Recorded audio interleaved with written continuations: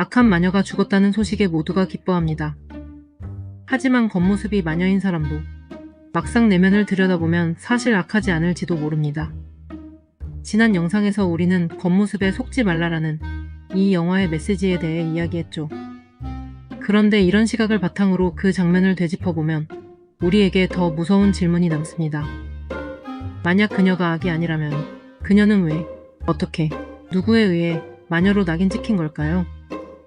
여기에 숨겨진 진짜 악은 누구일까요? 이번 영상에선 이 영화 속에 심어져 있는 위선과 위악의 구조, 그중 위선에 위치한 인물들을 중심으로 선과 악이란 과연 무엇인지에 대해 파헤쳐 보겠습니다. 이야기에 파고들어 이것저것 펼쳐보는 꿈보다 해몽, 지금 바로 시작합니다. 영화 위키드 두 번째 해몽, 선택의 순간 우리는 어느 방향을 보는가?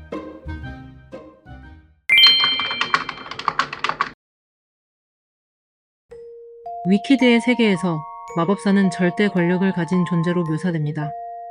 하지만 그 실체는 허상입니다. 그는 그리머리를 읽을 줄 아는 척하지만 실제로는 그럴 능력이 없는 인물이죠. 마법사는 열기구를 탄 채 오즈에 도착하기 전까지는 서커스단의 마술사였습니다. 그에게는 오즈 버전의 진짜 능력, 즉 마법은 없었지만 마술사 특유의 손재주를 이용한 여러가지 기계 장치들을 만들 수 있었죠. 에메랄드 성에 들어온 사람들을 맞이하는 거대하고 위협적인 얼굴은 물론이고 글린다가 타고 다니게 되는 공중부양 비눗방울이나 엘파바에게 보내는 풍선 초대장도 마찬가지입니다. 그는 이런 식으로 만들어낸 환상과 이미지를 이용하여 사람들을 홀리고 권력을 얻었습니다. 이건 굉장히 상징적인 구조입니다. 진짜 능력이 없어도 시스템을 잘 조작하여 그럴듯한 환상을 만들어내면 사람들을 통제할 수 있다는 것. 여기에서 마법사가 만들어낸 가장 거대한 환상은 무엇이었을까요? 바로 공공의 적이었습니다. 그는 말하죠. 사람들이 하나로 뭉치게 만들기 위해 가장 좋은 방법은 딱 좋은 공공의 적을 그들에게 만들어주는 거야. 라고요.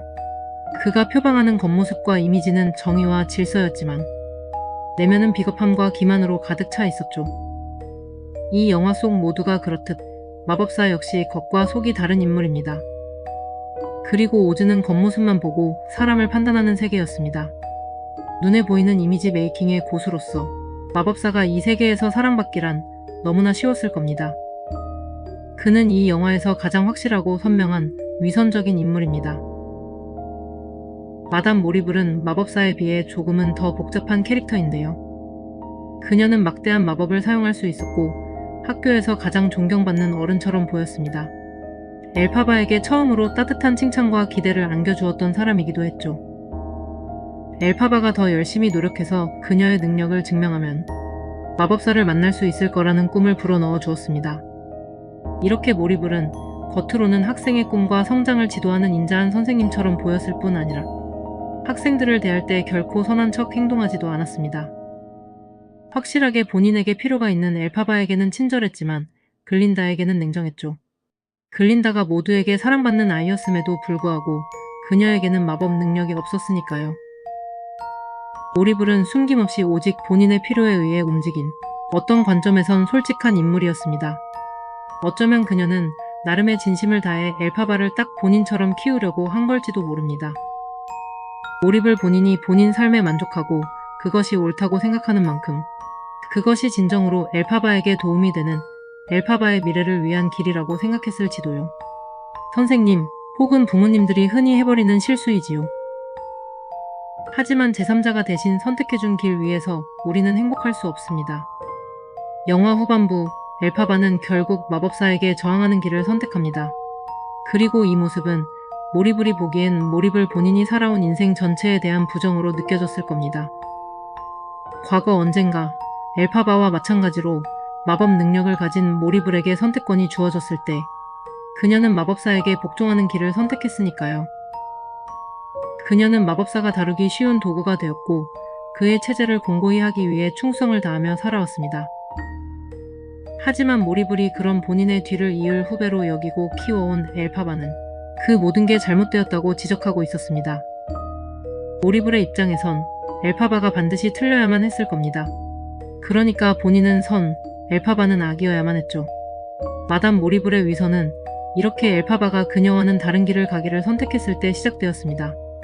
그 후 그녀는 한치의 망설임 없이 엘파바를 마녀라고 낙인 찍는 방송을 송출해버리지요. 한때 어쩌면 진심이었을지도 모르는 선생님이자 인생 선배로서의 선의는 바로 그녀 자신의 두 손에 의해 위선으로 자리매김해버렸습니다. 타인의 선택을 존중하지 않고 본인과 다른 길을 간다는 이유만으로 악으로 규정해버리는 행위. 그건 그 반대편에 서 있는 자신이 선으로 인정받고 싶은 강한 의지에서 나왔다고 볼 수 있습니다. 그리고 이 움직임 자체가 본인의 위선을 증명하게 되는 거죠. 엘파바는 마법사에게 인정받고 싶었고 모리브를 존경했습니다. 하지만 마법사는 공공의 적이라는 환상을 만들기 위해 약자를 이용하는 지도자였고 모리블은 그런 지도자에게 바치기 위한 또 다른 도구를 키우는 선생님이었습니다. 어떤 방향에서 살펴보아도 두 사람 모두 위선적인 인물이 맞습니다. 근데 여기에서 따져봐야 할 게 있습니다. 그렇다면 이 영화 속 악은 마법사와 마담 모리블일까요? 그들이 순수한 선인이 아니라고 해서 과연 악인이라고 분류될 수 있을까요? 약자를 핍박하여 공공의 적으로 만드는 행위는 분명 선이 아닙니다. 타인을 자기 뜻대로 이용하려다가 잘 되지 않으니 매장해버리는 행위 역시 선이 아니지요. 하지만 그런 잘못된 방법을 통해 마법사와 모리블이 이루려던 건 결국 사회의 평화와 안정입니다. 다시 영화의 첫 장면으로 돌아가 마녀의 죽음을 축하하는 노래에서 시민들은 말합니다. 착한 사람은 사악한 자를 경멸하지.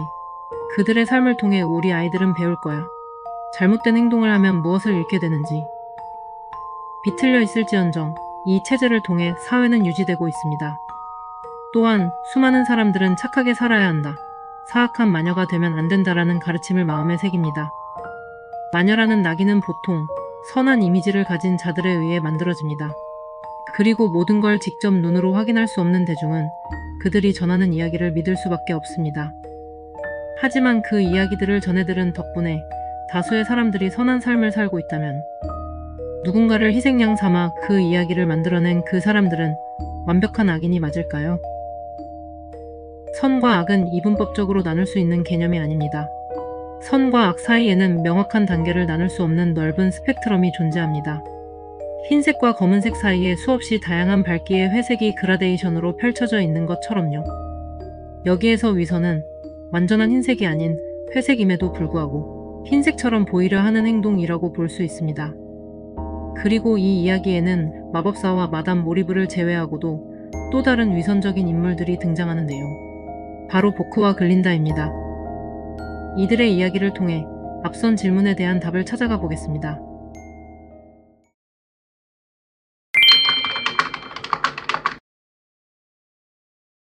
보크는 네사와 함께 이 영화에서 가장 순수하게 착한 인물처럼 보입니다. 하지만 보크는 글린다를 좋아하는 마음 때문에 관심도 없던 네사에게 데이트 신청을 하게 되죠. 그 선택은 거짓된 동기에서 출발했고 가장 큰 상처는 그중 가장 약자였던 네사에게 돌아갑니다. 왜 가장 선한 인물들이 서로에게 상처를 주고 받아야만 하는 걸까요? 보크가 글린다를 좋아하게 되는 구도는 그저 로맨스를 위한 삼각관계가 아닌 또 하나의 상징으로 볼 수도 있는데요. 이 구도는 글린다가 이 영화에서 선을 대표하고 있다는 관점을 바탕으로 접근할 수 있습니다. 선을 표방하는 글린다가 보여주는 위선적 면모에 대해서는 지난 영상에서 이미 언급을 했었죠. 보크의 데이트 신청을 직접 거절하지 않고 다리가 불편한 네사와의 데이트를 권한 장면. 모두를 덜 상처 입히기 위해 선택한 착한 길처럼 보이지만 실제로는 나쁜 사람이 되지 않기 위해 모두를 애매하게 상처 입히는 위선적인 선택이었습니다. 하지만 여기에서 보크는 뭔가 홀린 듯한 얼굴로 글린다에게 이렇게 대답하죠. 난 너를 위해 뭐든지 다 할 수 있어. 보크가 이렇게까지 헌신적으로 글린다를 좋아하는 모습은 앞뒤 가리지 않고 표면적으로 보이는 선함을 맹목적으로 추종하는 일반 시민들의 모습과도 겹쳐집니다. 글린다를 좋아한다라는 문장에서 글린다라는 단어를 선함으로 바꾼다면 선함을 좋아한다가 되지요. 반대로 선함을 좋아한다라는 문장에서 선함이라는 단어를 글린다로 바꾸면 글린다를 좋아한다가 됩니다. 이 프레임으로 보면 착한 보크의 이 대사는 이렇게도 읽힙니다. 난 선함을 위해서라면 위선적 행동까지도 할 수 있어. 선함을 추구하는 것이 분명히 나쁜 게 아닌데도 상처받는 이들이 생기는 이유는 이 세상의 완전한 선함은 유지되기 아주 힘들고 그 속에는 누군가의 위선이 섞여 있을 수밖에 없기 때문입니다. 내면을 들여다보지 않은 채 무턱대고 선함을 추구하다 보면 어느새 표면적으로 보이는 선함을 쫓아가고 있는 자신을 발견하기 쉽습니다. 위선으로 내사에게 상처를 주었던 보크. 우리들도 정신 차리고 보면 그와 크게 다르지 않은 사람이 되어 있을지도 모르는 일이죠. 글린다는 못생긴 검정 모자를 줘버릴 만큼 누군가를 싫어하지 않는다면서도 친구들의 권유에 못 이기는 척 모자를 엘파바에게 선물로 주며 파티에 초대했습니다. 마음속 깊은 곳에선 그것이 나쁜 행동임을 알면서도 좋은 마음인 척하며 포장한 위선적인 선택이었죠. 선을 표방하던 글린다. 그녀가 해버린 위선적인 행동들의 파급력은 대단했습니다. 보크는 좋아하지도 않는 내사와 파티에서 춤을 추었고 엘파바는 우스꽝스러운 모자를 쓴 채 파티장에 등장했어요. 그리고 사실 피에로와 데이트하고 싶었던 글린다의 진심을 알게 된 보크는 눈앞에 있는 내사에게 상처 주는 나쁜 사람이 되기 싫어 그녀에게 춤을 신청하는 위선을 보이며 무마했습니다. 그러면서도 파티 이후로도 그의 시선은 언제나 글린다를 향해 있었죠. 하지만 엘파바는 어땠을까요? 사실 엘파바에게 창피를 주려 했던 글린다. 그런 그녀의 진심을 깨달은 엘파바는 오히려 전공법으로 대응합니다. 그녀의 본 모습 그대로를 보여주며 홀로 춤추기를 선택하죠. 그런 엘파바의 모습을 보며 글린다는 되려 엘파바를 골탕 먹이려 했던 본인의 선택을 후회하게 됩니다. 그리고 놀랍게도 그녀는 그 감정을 회피하거나 가만히 서 있지 않았습니다. 글린다는 엘파바를 위해 나서서 그녀와 함께 춤을 추었습니다. 인기쟁이인 그녀가 사람들이 조롱하던 무대 위에 등장해서 분위기를 바꾸는 어려운 선택을 한 거죠. 그리고 실제로 글린다가 움직이자 주변의 친구들도 변하기 시작했습니다. 엘파바에게도 그녀를 따뜻한 눈빛으로 바라봐주고 응원해주는 친구들이 생겨난 거죠. 여기에서 우리는 선하다는 이미지라는 권력을 가진 사람의 영향력에 대해 생각해 볼 수 있습니다. 더 나아가 영화의 마지막 순간에 글린다가 엘파바를 떠나보내고 홀로 남을 때 무슨 생각을 했을지도 추측해 볼 수 있지요. 글린다는 아마도 날아오르는 엘파바를 지켜보며 친구를 따라가는 것이 정답은 아니라고 생각했을 겁니다. 빗자루도 날게 만들 수 있는 엘파바와는 달리 글린다에게는 마법 능력이 없으니까요. 그건 글린다가 절대 행복해질 수 없는 길이었어요. 오히려 글린다에게는 이 세계에서 그녀만이 가질 수 있는 가장 큰 힘이 있었죠.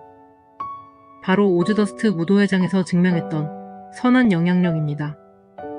친구 엘파바의 든든한 우군이 되기 위해서 글린다가 할 수 있는 유일한 일은 그녀가 가장 잘할 수 있는 일, 즉 선한 이미지라는 권력을 단단하게 유지하는 것 뿐이었을 거예요.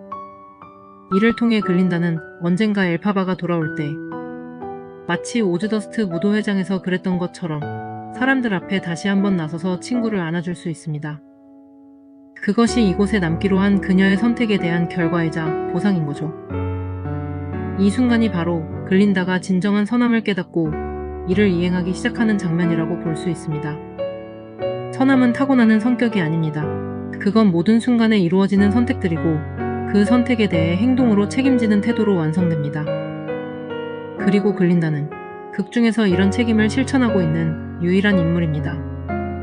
영화의 파트 1이 끝나기 전 내사는 이미 보크의 진심을 눈치채버렸죠. 과연 보크는 영화의 파트 2에서 어떤 선택을 하게 될까요?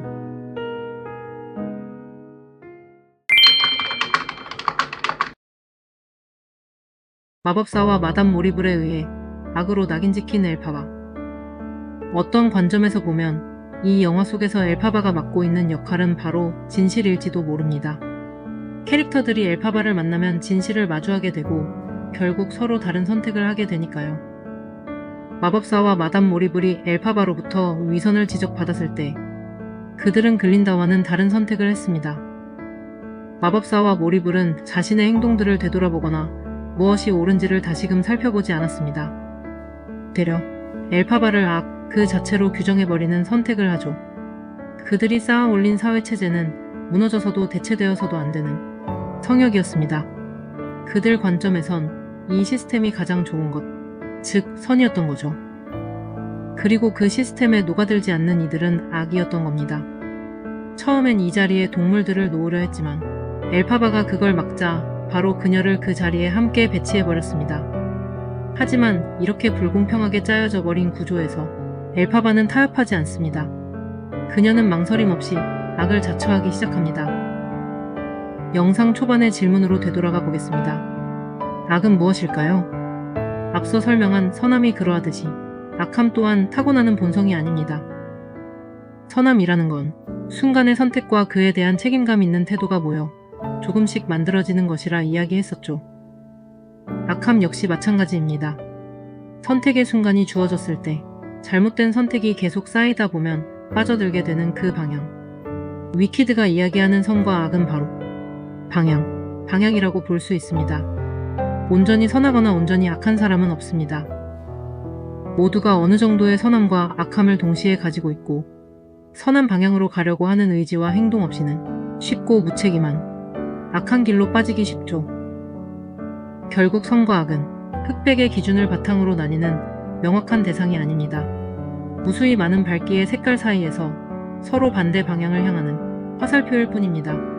하지만 그 선택들이 마음속이 아닌 겉으로 드러나게 되었을 때 생기는 이미지. 우리는 그 이미지 자체를 선과 악이라 착각하곤 합니다. 마치 글린다와 엘파바의 겉모습만을 보고 그들의 선함과 악함을 넘겨짚었던 수많은 사람들처럼요. 마법사와 마담 모리블이 지키려고 하는 사회체제, 그리고 그들이 낙인 찍어버린 공공의 적 또한 마찬가지입니다. 여기에서의 선함과 악함은 모두 그들의 필요에 따라 만들어낸 환상, 그리고 이미지일 뿐입니다. 앞서 환상과 이미지를 만들어내어 권력을 얻은 사람에 대해 이야기했었죠. 바로 마법사입니다. 마법 능력이 없다는 비밀을 숨긴 그에게 필요한 것은 복잡한 진실이 아닌 명확한 이미지였습니다. 그리고 그는 그에게 주어진 재능을 마구 활용했죠. 이미지로서 형성되어 버린 선과 악은 명확한 절대선과 절대악으로 자리 잡아버리기 쉽습니다. 마치 글린다, 그리고 엘파바가 수년간 고통받았던 얜 무조건 착할 거야, 내지는 얜 무조건 나쁠 거야 라는 프레임처럼요. 또한 시스템의 유지가 절대선으로 설정되어 있는 이상 진실은 중요하지 않죠. 타당성을 질문하며 시스템의 유지를 위협하는 모든 것들이 전부 없어져야 할 절대악이니까요. 하지만 영화의 마지막 엘파바는 이렇게 말합니다. 그러니 나를 찾으려거든 서쪽 하늘을 봐. 악한 마녀를 스스로 자처한 그녀는 서쪽 방향의 하늘로 날아올랐습니다. 그 전까지의 에메랄드 시티는 선 그 자체로서 모든 방향의 중심, 정중앙에 위치해 있었습니다. 어디에서든 그저 노란 벽돌길만 따라가면 도달할 수 있었죠. 하지만 이제부턴 다릅니다. 엘파바가 날아가고 있는 서쪽 하늘의 반대 방향에 위치하게 되었으니까요. 결코 기존의 시스템을 절대적인 기준점으로 삼지 않겠다는 엘파바의 저항이 상징적으로 드러나는 장면입니다. 그녀로 인해 선함의 위치는 더 이상 고정된 좌표가 아닙니다. 계속해서 고민하고 찾아 나서야 하는 결과가 아닌 과정 그 자체죠. 엘파바의 저항 그리고 자유의지에 대해서는 다음 영상에서 더욱 자세히 다루어 보기로 하고 넘어가겠습니다.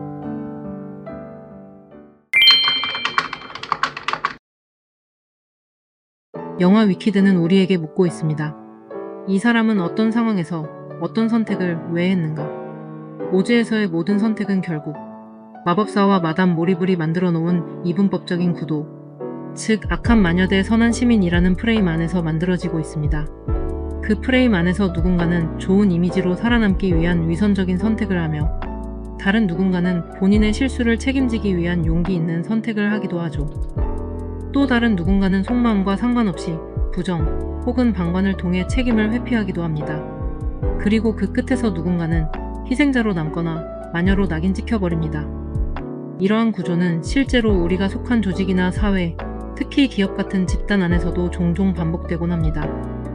구성원이 기존 질서에 의문을 제기하거나 불편한 진실을 드러낼 때 조직은 그 사람을 문제적 존재로 낙인 찍고 고립시키는 방식으로 반응하기 쉽죠.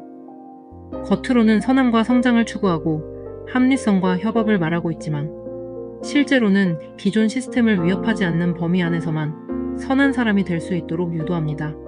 진짜 문제 해결보다 시스템을 유지하고 명확한 구도를 지키는 일이 더 중요하게 여겨지기도 하는 겁니다.